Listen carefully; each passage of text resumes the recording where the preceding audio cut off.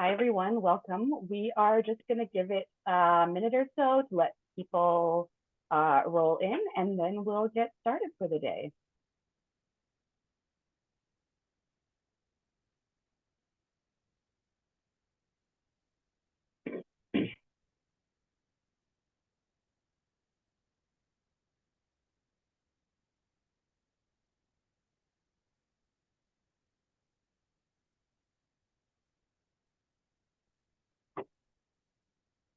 All right. Hello. Welcome, everyone. My name is Laura Kathler. I'm the Executive Director at the National Alliance for Children and Youth and a member of the FNDC's Coordinating Committee. It is my absolute pleasure to welcome you all here today and to have you all talk about this really important topic about accessing and using Stats Canada data on our sector. Before we get started, however, I'd like to talk about the lands that we're on, both physically and virtually, and acknowledging the history of the land that we're all on here today. So we do these land acknowledgements for many reasons, one of which is part of our journey to learn about the true history of Turtle Island, and the other is as an act of reconciliation, a way to honor the land, all that the land provides us, and the incredible wealth of knowledge of the First Peoples that the land holds, of this land.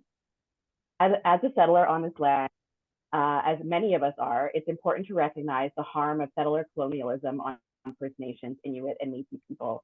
And given the topic of today's conversation on data collection, and access, I wanted to center my truth on how harmful research practices, including failed consent, helicopter research, data ownership, systemic racism, including but not limited to exclusion, has shaped Indigenous people's relationship with government and other research centers.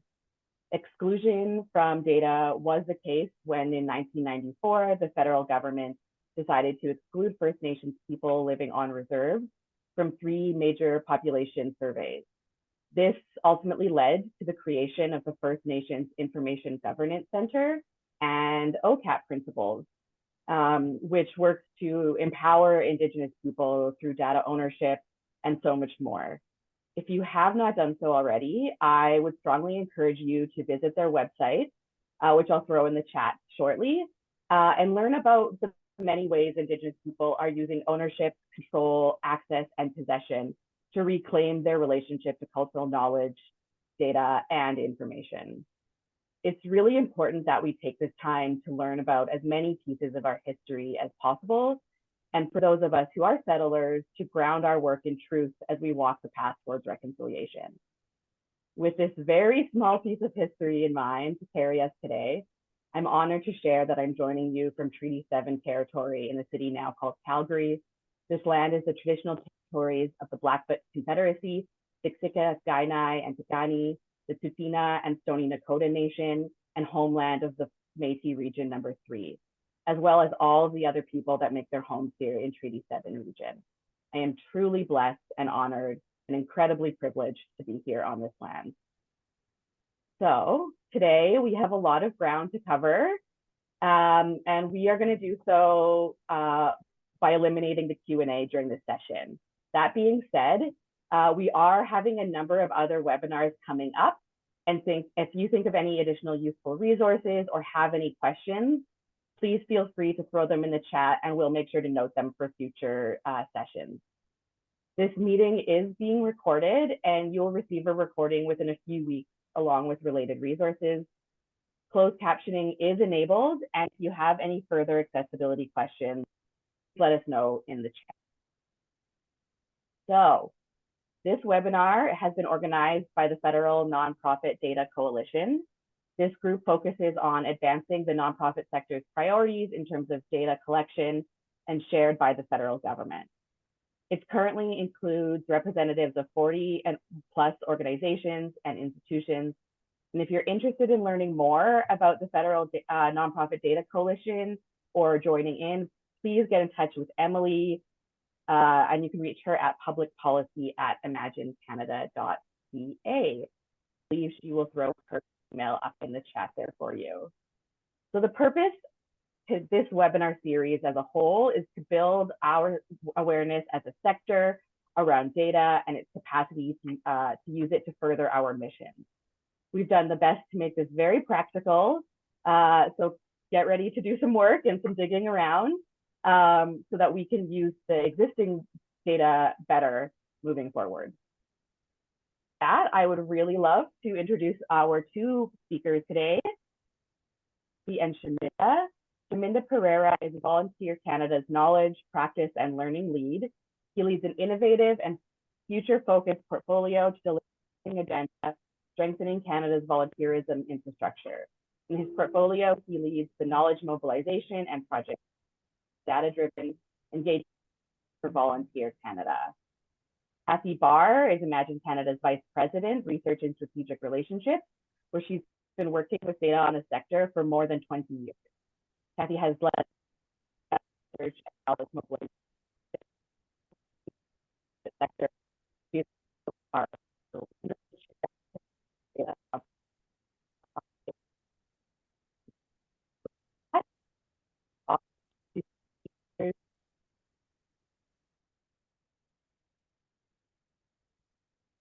Laura was cutting out a bit there, but I think she's turned it over to me. Hopefully you can hear me okay. Welcome again, as Laura said. I'm Cathy Barr, Vice President Research at Imagine Canada.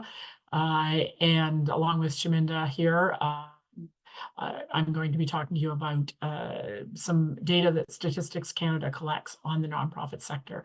So without further ado, I will share my screen here where we have just a few slides. Maybe Shaminda, can you give me a thumbs up that you can see the slides? Or Laura, perfect. Okay, so we don't need that for too long. Let's move on to the next one. Okay, so first of all, I wanted to talk about the data, and we're going to start here almost at the biggest picture and then work down a bit. So at the highest level of looking at the nonprofit sector, we have data on the sector's economic contributions and workforce. And the sources of data, the best sources of data on the sector's economic contributions and workforce are two related data sets called the Satellite Account of Nonprofit Institutions and Volunteering, or the SANIV, and the Human Resources module of the Satellite Account of Nonprofit Institutions and Volunteering. So these are related but not identical products. So first of all, the Satellite Account. And that I'll use that term satellite account just as a short form for Satellite Account of Nonprofit Institutions and Volunteering. So first of all, just a little background on why it's even called the satellite account, which is probably seems like kind of an odd name perhaps to people because it certainly has nothing to do with satellites, which I thought the first time I heard it many years ago. I thought, why are we talking about data about satellites? So within the National Statistical Agency in Canada and in other countries, there is something called the System of National Accounts. And this is every National Statistical Agency has a System of National Accounts, and it follows international standards for collecting and presenting economic data. And this is what allows governments around the world and organizations such as the United Nations and other international bodies to understand the economies of vastly different countries in comparable ways. So because it's very heavily standardized though, it doesn't allow individual countries much flexibility in terms of what data they collect or how they present it. So the satellite accounts sit within that System of National Accounts, and they are a way of providing an expanded perspective on a particular area of the economy that wouldn't be visible if you just looked at the national accounts in general. So there are several different satellite accounts in Canada, and one is the Satellite Account of Nonprofit Institutions and Volunteering. And I would be remiss if I didn't comment how exceptional it is that Canada has a satellite account for nonprofit institutions. It's by no means the norm. Canada was, in fact, the very first country to establish one, and it remains one of the relatively few countries that has one. So we're quite fortunate to have this data. It's important to note this is not, it isn't survey data. Although it does include some survey data, which is complicated, I understand, but is primarily based on administrative data collected from a variety of sources, supplemented by some survey data from a variety of sources. But it's a little bit, you won't find anywhere a questionnaire for the satellite account or a sample size or anything like that, because it's not that type of data. It's primarily administrative data. It's available by province, nationally, and by province. And it's also important to note that there's always a bit of a lag in the data because of the nature of how they collect the data. When they present data, it's always already a bit out of date. So the most recent data we have from the satellite account at the moment is from the fourth quarter of 2022.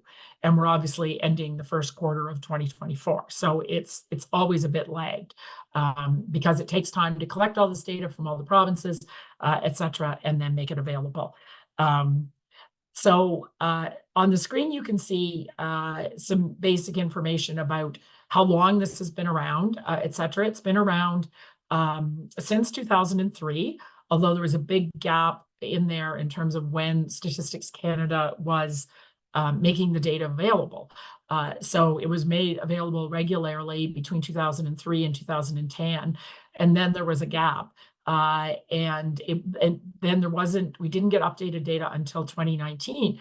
And a shout out to the Federal Nonprofit Data Coalition. It was an earlier iteration of this group that in fact lobbied to have that update done, and so was largely responsible for getting that first update done, and then for the continuing updates that have gone on since. We've been assisted in the continuing updates by our friends at the Employment and Social Development Canada, who also wanted that data for their own work.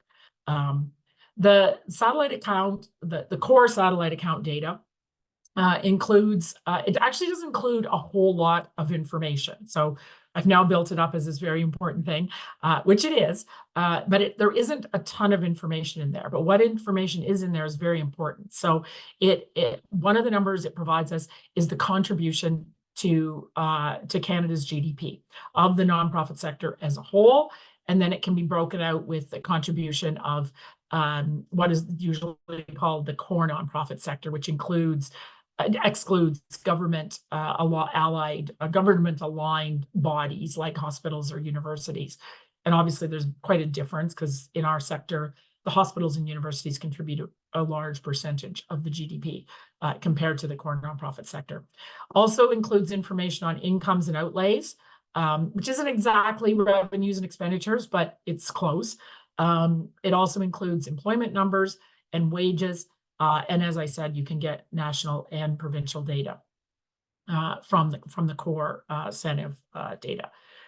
In terms of the HR module, that is a much more recent project or product produced by Statistics Canada.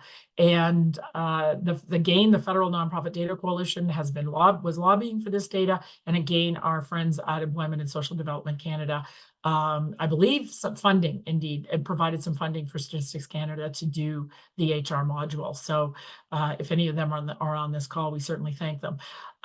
As I said, this is a newer product. There's only been 2 releases so far. The first one was in 2021, and it covered the period from 2010 to 2019.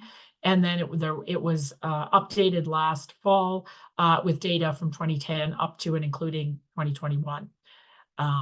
It also, this data is in some ways richer. There's more data, more different data points in the HR module, including like such crucial information for our sector as number of jobs, hours worked, and they do break it down between full-time and part-time employees, salary and wage information, demographic data about the workers in our sector. These are paid workers. It's important to note this is all about paid staff.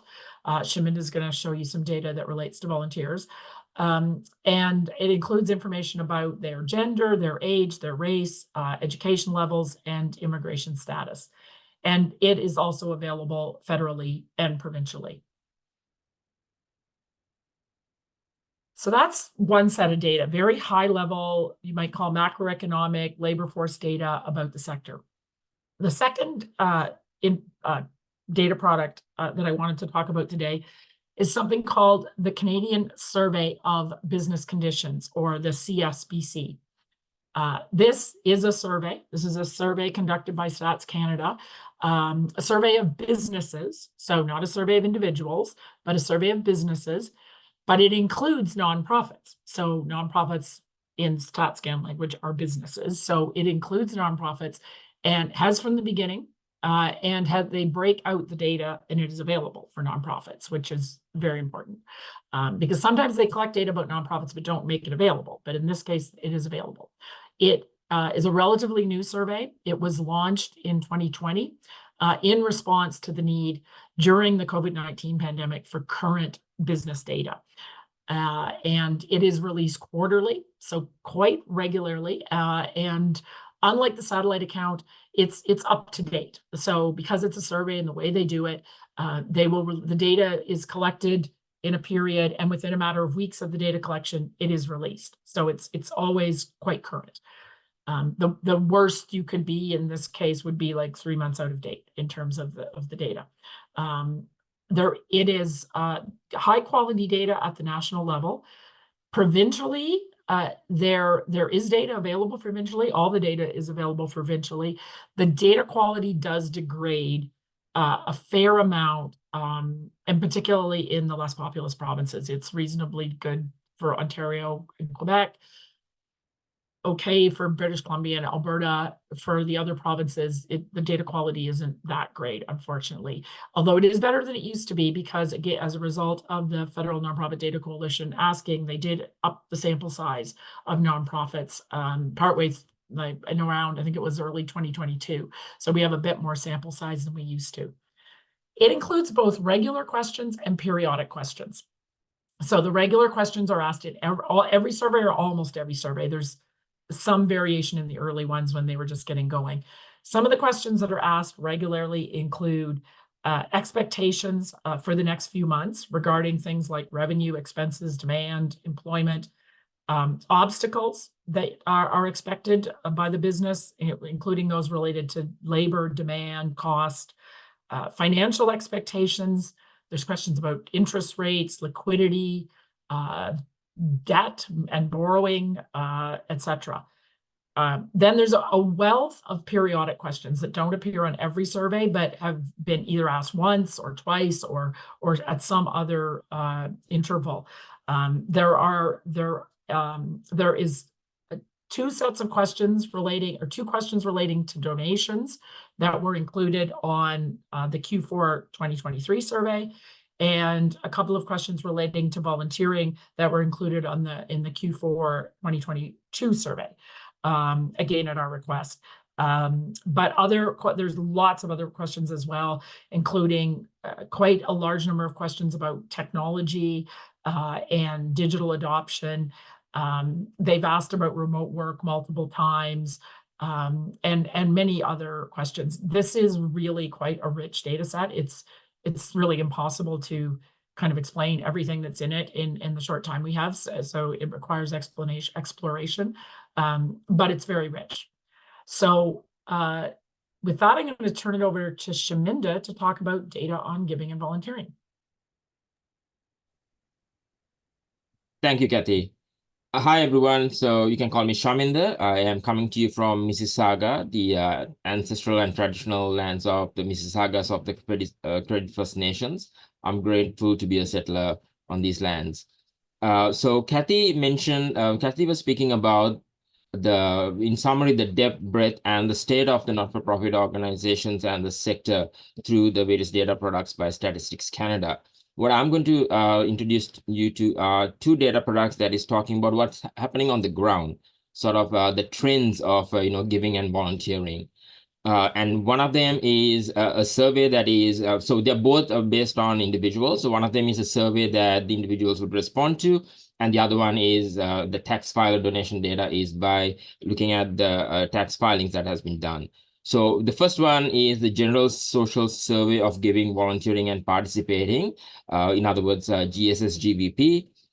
This is a survey approximately of 13,000 Canadians aged 15 and over, and it is talking mostly about who is volunteering, who is donating, and how much are they contributing in terms of volunteering and giving.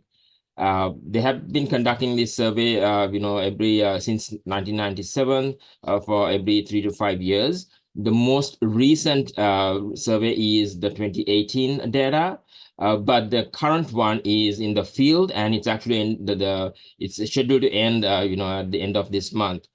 And when the current survey, when the results come out, we are expecting a release of 2025. So it does have data related to national and provincial data sets.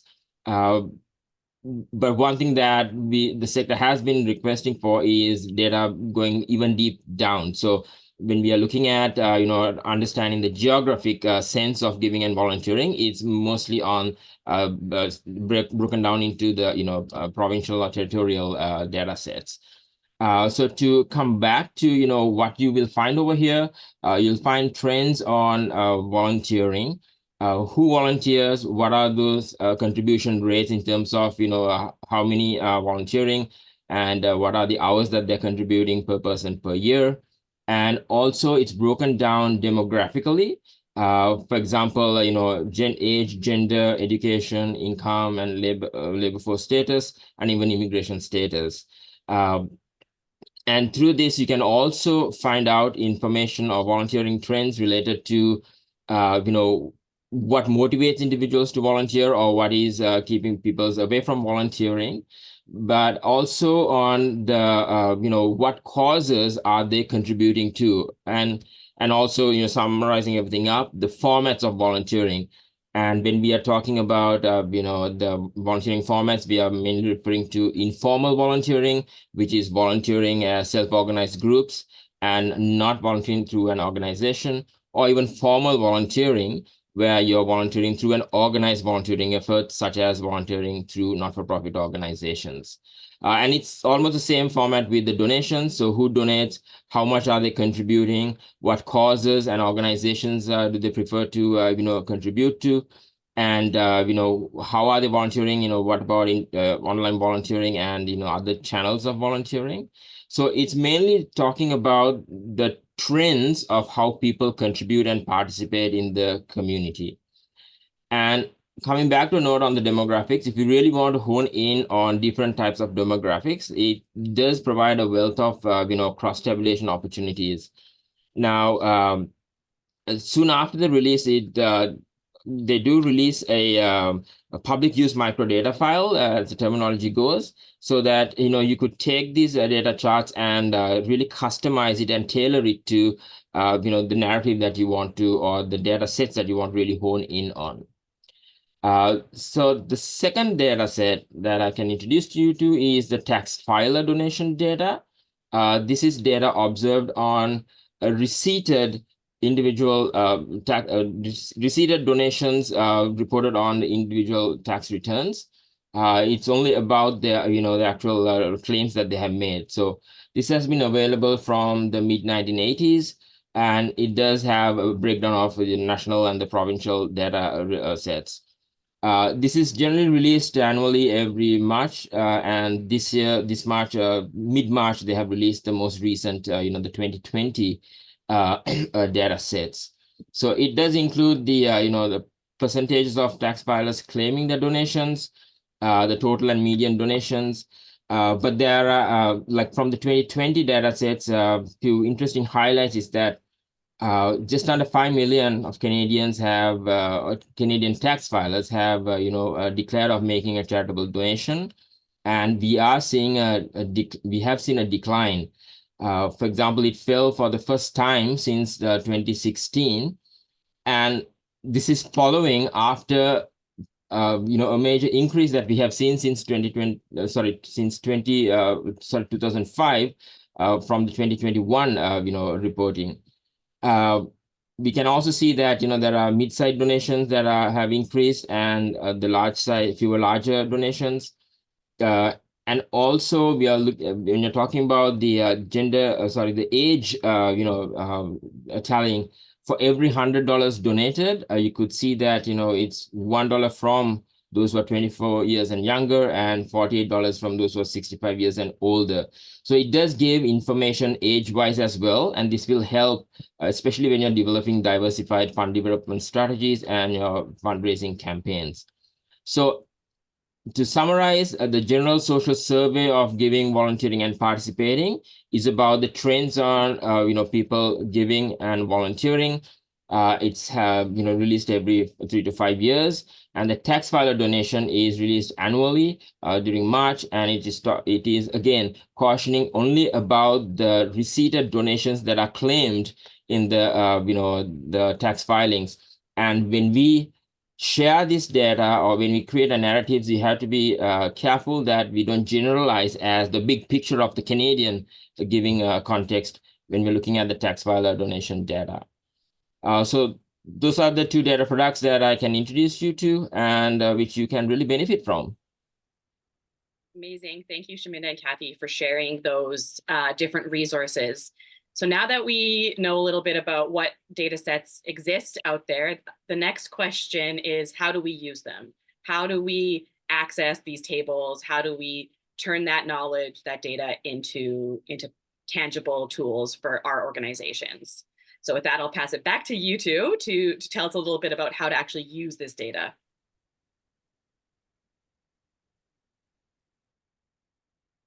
Can you hear me? Am I muted? No, I'm not muted. Okay, excellent. Okay, so this is the part of this webinar that scares me. I'm going to try and walk you through what the data that StatsCan gives us. So I'm going to start actually with the Canadian Survey of Business Conditions. I'm going to do it the opposite of the way I presented them initially. And I'm going to do it this way because I want things to get better as the webinar goes along. So I'm going to start with the most complicated data presentations, move to the satellite account, which is they have an interactive dashboard, so it's a little bit easier. And then I'm going to turn it over to Shaminda to show some even better presentations that Volunteer Canada, Imagine Canada, and some other partners have worked on to make the GSS GVP data, and in fact some other data, even more accessible. So things will get better. So I'm going to start at the worst point.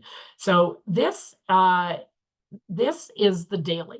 So this is the most recent release of the CSBC data, first quarter 2024, and it's released in what a Statistics Canada publication called the Daily. And the Daily, I'm sure you'll be shocked to hear, comes out daily. So and it's when StatsCan releases all their products for a given day. It comes out in this publication. So this is the release for first quarter 2024. And so it's a story that StatsCan has written, the StatsCan staff has written about this data. So you can see, it's not too long. I'm not going to get into the details because, in fact, the important thing to note about the daily articles for the CSBC is that they almost never mention nonprofits. So, and this one is no exception. It's at the highest level possible, and it talks just about businesses. I once got them to include a paragraph about nonprofits, but they never repeated it. If you scroll down to the bottom, there is sometimes tables, and these are tables specifically related to something in the article, and you can click on them and they'll show up. So that's where you start with all data. And it's also important to note what I'm running through here with the CSBC and how this works.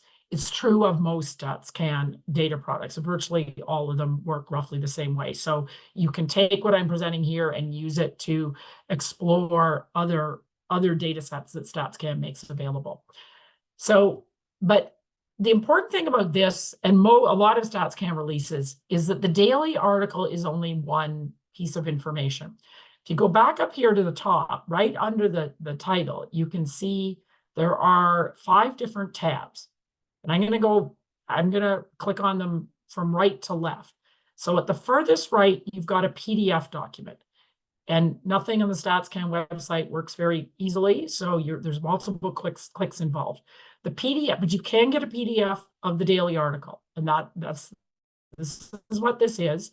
Why would you want to do that? In case it disappears off the StatsCan website is one reason. Because occasionally it does, or the StatsCan website is down when you want the data. It's another reason you might do it. Another reason you might do it is because the tables often look a little nicer in the PDF version than they're a little easier to read sometimes. So that's another reason you might want to do that. I do that pretty religiously because I want the data available when I want it.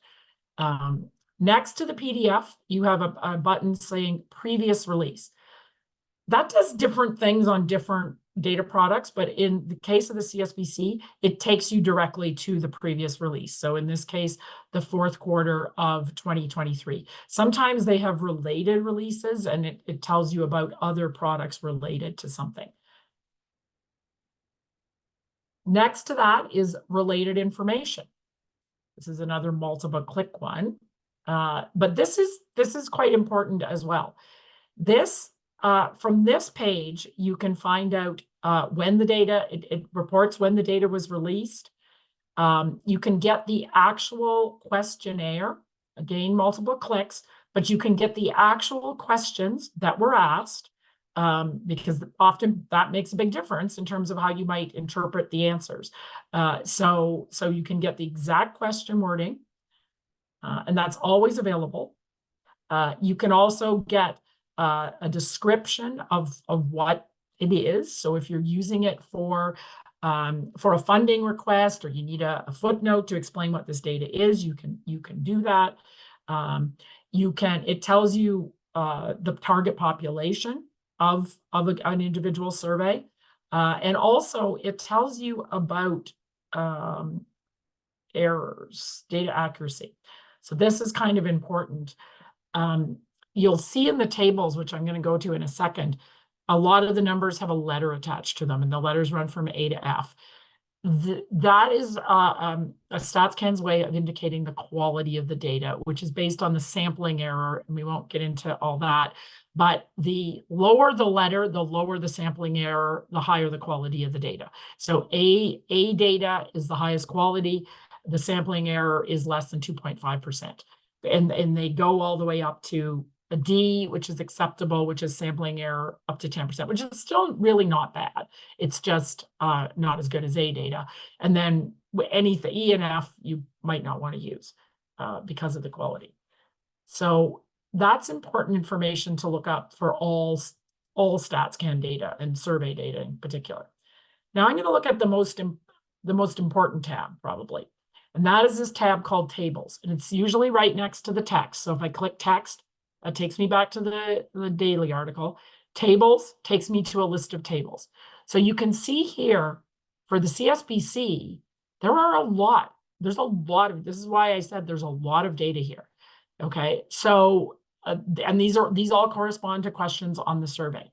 So just to give you a quick example, say you're a capacity building organization in British Columbia, and you want to put on some educational webinars for nonprofits in your city, say, or region of the province, and you want to know, and you're writing a funding proposal to get funding to do this series of educational webinars, and you want to provide information about need.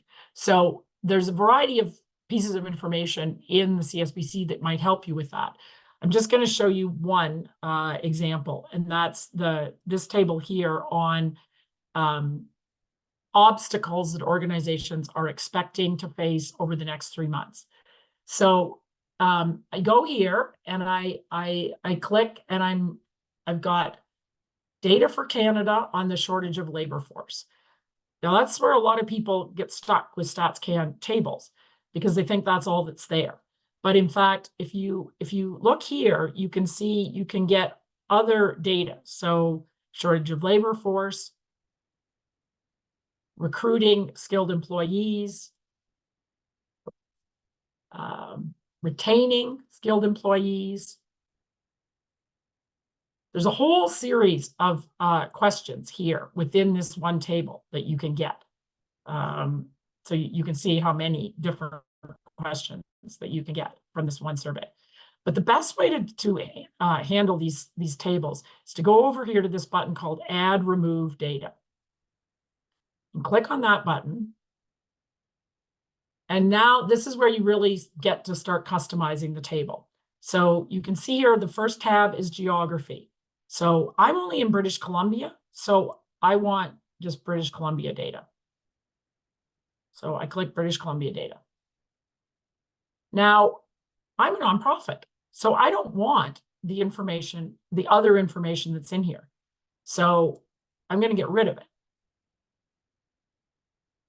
And the good thing about this is you only have to get rid of the first two sets, because the information about nonprofits is in the third one. And really all you want to do is get rid of the first one so you can see the nonprofit data more effectively. Now you've only got nonprofits, or they're at the top anyways. Other stuff is down here. So now you've still got only shortage of labor force. So what you can do here is see that 26.6% of all nonprofits said a shortage of labor force data was a problem for them. And so you can see that here. And you can also compare, it's actually not a whole lot different from for-profit or organizations. Governments apparently are not concerned about shortage of labor. But that's not all you can do here. You can also select multiple obstacles that you want to look at. So you can click all of these and say, I want to see data on all of them, but only for nonprofits and only for British Columbia. Now you see a table that looks like this. So it goes across all kinds of different obstacles. And if you want to just look at nonprofits, you can go right here. So 26.6% of nonprofits says shortage of labor was an obstacle. 42% said recruiting skilled employees was an obstacle. So that tells you perhaps about a need in that area. 32%, 33 almost, said that retaining skilled employees is a problem. So if you're thinking about your webinar series, you might not want to talk just about recruitment, but also about retention. What can organizations do to improve retention? And then there's other things here too, inflation. So maybe you want to do something on keeping costs down. Insufficient demand is apparently not a concern for our sector. Transportation costs is, there's one about insurance. Cost of insurance is a problem for 37% of organizations. So you might want to look at that. So that's some stuff about what you could do with the Canadian Survey of Business Conditions. Now I'm just going to quickly show you some satellite account data from the HR module, and then I'm going to turn it over to Shaminda. So the satellite account, we're lucky with the satellite account. You actually can scroll through all those tables like I was showing you for satellite account too. But for the satellite account HR module, StatsCan provides a visualization tool. So this is a little nicer for looking at information. So you can see here, this is just an overview of the entire country, and it's how many jobs so within the, for example, here within nonprofit institutions serving households, which is typical nonprofits, there are 623,783 jobs, and it actually breaks it down by full and part-time. And one thing you need to know about the visualizations, if you hover over, you'll get the more detailed information. So there are 459,628 full-time jobs and 164,155 part-time jobs. And if you go down here, you can look at the percentages of women. Almost 3/4 of the staff in nonprofits are women, Indigenous people, immigrants, and visible minorities. This can also be broken down by sector. So you can look at, again, all of Canada here, and all, so I've now selected Canada and all jobs. And you can get wage data here. But you can also select for provinces, right? So up here, you can select for provinces. You don't have to look at just the national data. But for example, here in 2021, the average annual wages and salaries for government nonprofit institutions, so that's hospitals, universities, and the like, was $58,179. For community nonprofits, it was $43,020. So you can see the wages there. What might you use that for? Strategic planning would be a good use potentially. HR planning, you know, you can find out what's the average salary for community nonprofit organizations in Quebec or community nonprofit organizations in Newfoundland. You can also look at number of jobs, and that's here. You've got by age group, so you can see, you know, how many jobs per age group. You've got nationally 173,000 jobs in people 65 and older. You've got education levels. Emily, can we make sure that this link also ends up in the chat so folks know where to, perfect. Thank you, Emily. Yeah, so that, I know that was really fast, but I want to I leave a time for Shaminda to talk about the Knowledge Hub, because I think some of the data there is even more accessible.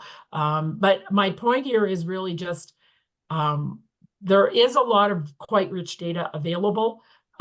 With the CFPC, it is a bit clunky to work with, I understand. With the HR module, it is a bit better because we have this visualization. And just make sure that you know that there are a lot of tabs and a lot of information, and you can drill down by provinces, say, by subsector. So if you can just look at nonprofit serving households if you want. Well, apparently not today. South Can's website can be a little bit glitchy. Come back the next day or a few hours later, and it's usually fine. And yeah, there's a lot of data there, and please use it. Perfect.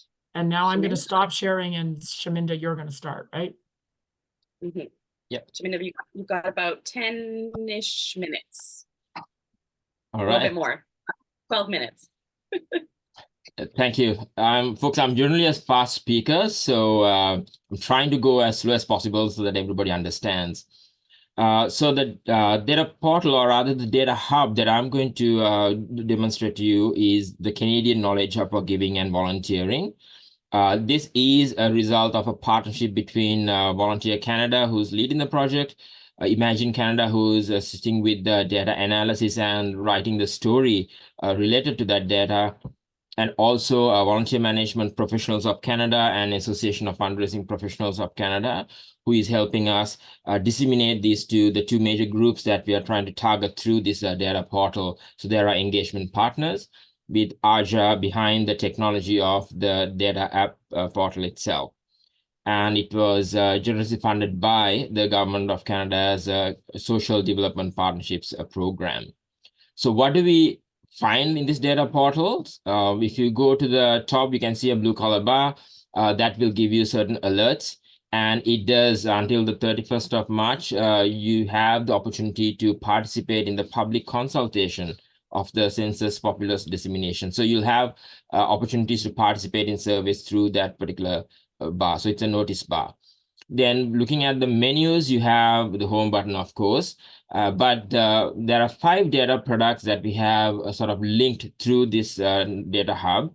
The first one being the General Social Survey on Giving, Volunteering, and Participating, which I will get into a little bit later, and the satellite account, the business conditions, which Cathy just introduced you to. These 3 are Statistics Canada products, and when I show you the GSSGVP web page, you can see it's mostly presented as data stories rather than linking you to the data sources itself, because sometimes to if you're a leader of volunteers or a fundraising professional who's looking for quick information and quick trends, going through tables and cross-tabulating or really trying to analyze may be time consuming. So what we've done is we've sifted through the data and we've given you the data story so you can immediately download and use. Then we do have the grants and contributions from the open data portal, that and the T3010, which is the grants and contributions, and the T3010, we are taking you directly to the data source itself because the interactivity of the data sets are available through those data sources. So those are the data sets, but we also have resources that will help you supplement maybe your program planning, your development of a diversified fund development plan, or even your volunteer engagement strategy and your strategic planning. So some of them are, we have data literacy resources helping you understand how to utilize data and how to really interpret it correctly. Then from time to time, we will have blog articles related to various, data-related topics, including the significance of, data-informed and an evidence-based decision-making practice. Then again, as a summer release, we have Share Your Stories. It's a discussion forum that we plan to bring in so that you can come in and have peer-to-peer conversations with a mildly moderated forum, but for you to seek information and insights with your peers in the sector. Then we also have an opportunity for you to share your data needs. So this way we will be able to figure out what data sets that you're really looking for and see if those data sets exist. If not, figure out how can we advocate for those data sets. Then we have various reports, local, provincial, and global that will talk about giving and volunteering, and also infographics where you can supplement your cases for support or funding applications with these data stories. So quickly, I'm going to go through the giving, volunteering, and participating data insights. So far, we have the 2013 data insights and the 2018, which is the latest, as I mentioned before. And the page is structured where on the top with these two buttons, if you really understand what these data sets are, you can directly go to the data stories. But it also gives you what is this data, an introduction, and how you can use this data. And then the third section is the actual data itself. So when I'm going into some of these data sets, it's listed according to giving, volunteering by organization type and by demographics as categories. And there are a few questions that we have tried to answer, which may help you in your day-to-day work. So for example, if you look at who donates and how much do they give, it will take you to the app site that's talking about, that particular question. And over here, you can see you can filter based on provinces and territories. We have the provinces listed, but when it comes to territories, sometimes you will find it Atlantic-wise and Prairie-wise. This is mainly to because some data sets needed to be grouped to give a better quality of data. Then you have various ways of data being presented and the data stories being written. For example, you can see the forms of giving over here: financial, food bank, in kind, and bequest, and also going down into various types of information that you can find. For example, key personal and economic characteristics. You'll have the data visualizations, in other words, the charts and graphs, but also the story behind those charts and graphs. So I'm just scrolling all the way down.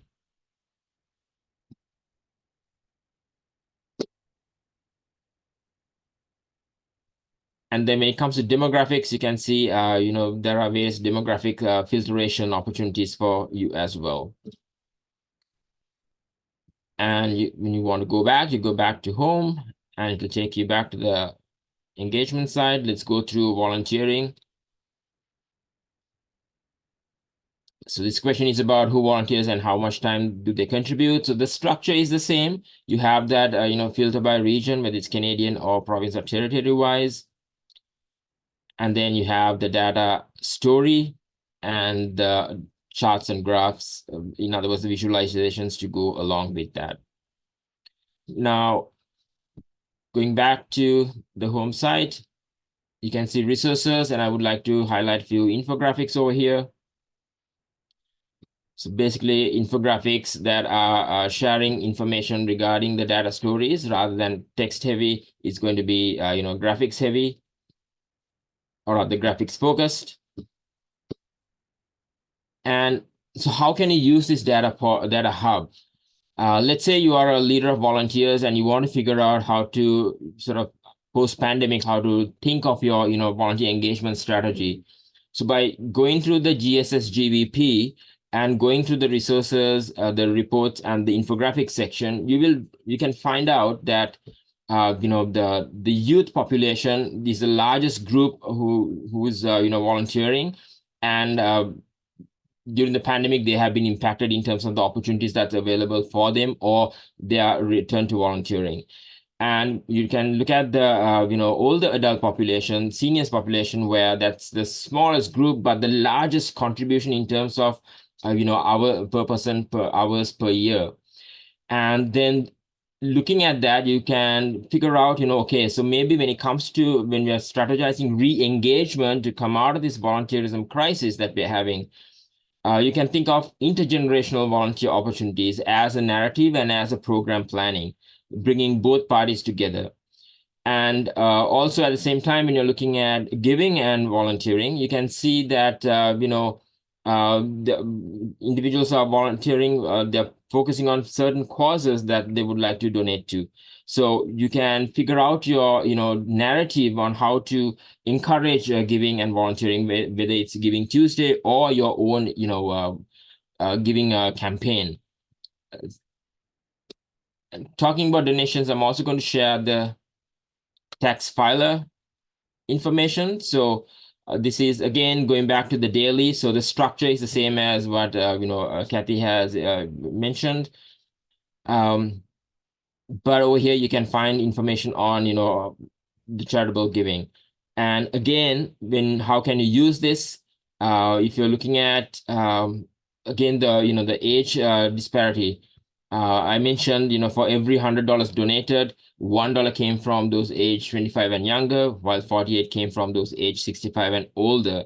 So this way, when you're looking at your diversified fund development strategies or really redesigning a strategy, you can think of, can we use this opportunity or this data insights to really educate the public and encourage the public, to the younger audience and the older audience, into a with your giving campaign. Yes, we see a drop in numbers with regards to those who are 25 years or younger, but is that an insight that you can use to really encourage and share the narrative, and while you're going ahead with your giving campaign?